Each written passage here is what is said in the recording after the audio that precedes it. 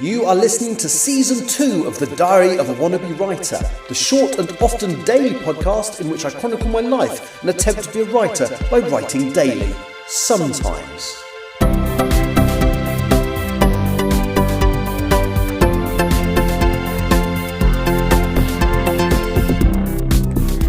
Hello, today is Saturday the 15th of March 2025 and you are listening to The Diary of a Wannabe Writer, and I've had my first truly pointless, unsuccessful day today, and it's all because I've done something to my back and it's really, really sore, and sitting isn't comfortable, nothing's comfortable, so I'm certainly not sitting in front of a laptop.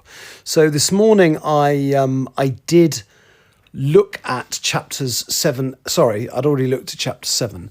I looked at chapters 8, 9 and 10 and I worked through them all in detail with the plan to go online and do a Twitch live stream in which I signed them off. But by the time I'd finished reading those chapters, my back was really, really sore. So I just thought, well, I'll do it later. And, I was going to sign it off later, and I just never got round to it because I'm really, really uncomfortable. It is my own fault. So I did something a week or so ago, but it hasn't been too bad. And then yesterday I helped a friend move some boxes around, and that was a total and utter mistake because, it was painful. So I went out for a walk with a different friend 2 days ago, and that was okay. It was a little bit sore, but it was okay. But lugging those boxes, I could actually feel as I lifted the boxes that it was hurting, and I just had this feeling that pain wasn't going to go away quickly. So yesterday I have been in real pain. So I haven't done an awful lot. I'm going to struggle to talk for 6 minutes on what I've done today. I will try and make it last though. So I did chapters 7, 8, 9 and 10. And that takes me to a very interesting part of the story. So chapter 7 is the bit where Saywood reveals to Rebecca that she has this ability to read into minds. And then they get contacted by somebody who clearly knows something weird is going on and wants to talk to them. Chapter 8, the next one, is my first, they're not flashbacks, but it's my first continuation of the narrative started in 1915. Now, which is when Molly Smith, formerly Molly Clark, disappears. Now, my original plan, I don't think I intended to continue that narrative, but I suddenly realised there that I needed to, if I was to make all the other plot strands flow together and for it to have any kind of sort of satisfaction for the reader, I needed to explain what happens, the pathway of a certain character and how they got where they are. And chapter 8 is the first sort of thread of that. So it's set 3 weeks, I think, after Molly disappears. And it's all about her younger brother who witnessed Molly getting into the car. But he hasn't told anybody, he only tells somebody now. And then not long after that, he sees the same person trying to get another young lady into their car. And he runs up and says, don't go with him, because Molly went with him and Molly's disappeared and she's never been seen again. And that's just the beginning of a thread of the storyline which happens starting in 1915. So that was chapter 8, and I like that one. Now that one, the feedback I had about that, so there was a bit where I imply that there's some domestic violence gone on, and the feedback that I got was that it actually was maybe a little bit over sanitised, and I ought to actually show the violence. So I just basically implied that it was about to start and then cut away. But the feedback I got was, no, show it happening and show its impact on the kid. So I felt slightly uncomfortable doing that because I worry that a male writing about domestic violence against a woman, I worry it looks like I'm getting a kick out of it. I'm absolutely not. I mean, it's horrible.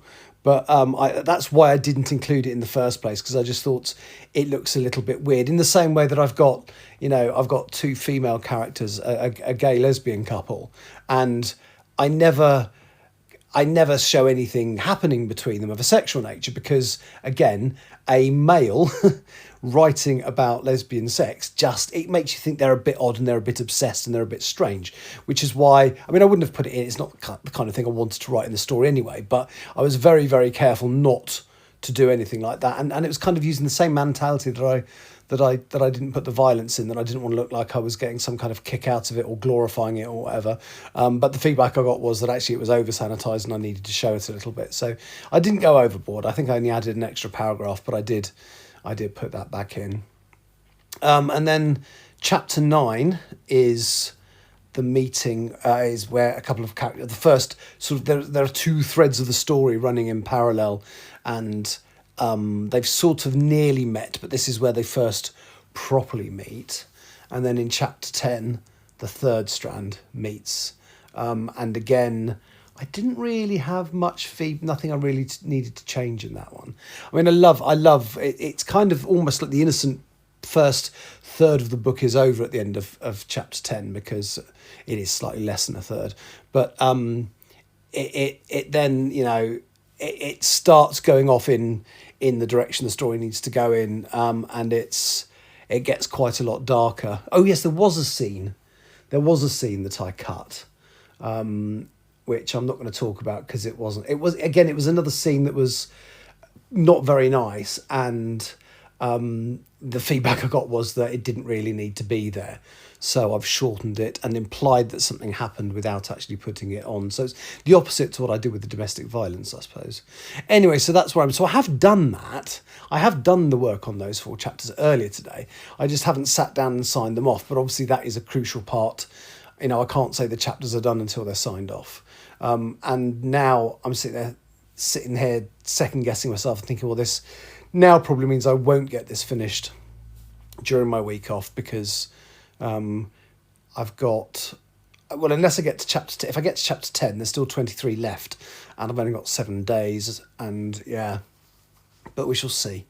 We shall see how I go. I will try and get these ones signed off tomorrow, and maybe a little bit more. And hopefully I'll maybe try and set up my desk, or set up a desk or something, because I don't think that, because what I normally do is I sit on the sofa with like a coffee table. The coffee table's got a raised bit that comes up about another sort of 9 inches, which is what I tend to do the live stream on. But maybe I'll try sitting at like a dining room table and see if that works better. Anyway, oh well, I managed to make that last more than 6 minutes, didn't I? Thank you for listening. I'll be back tomorrow. Bye bye. You have been listening to The Diary of a Wannabe Writer.